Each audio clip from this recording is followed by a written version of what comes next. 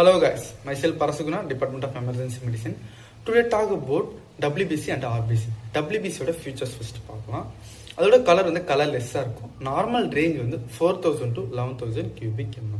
இதோட சைஸ் பார்த்தீங்கன்னா நமக்கு வந்து 18 மியூ இருக்கும். ஷேப் வந்து இர்ரெகுலராக இருக்கும்.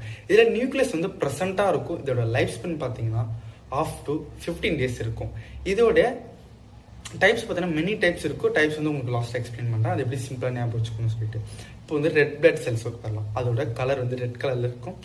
இதோட நார்மல் ரேஞ்ச் பார்த்தீங்கன்னா 4.5 to 5.5 million per cubic ML.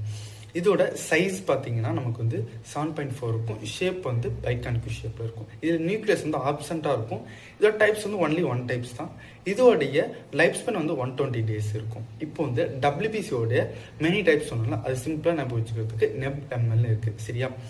N for neutrophil, E for eosinophil, P for basophil, M for monocyte, L for none. Comment பண்ணுங்கள்.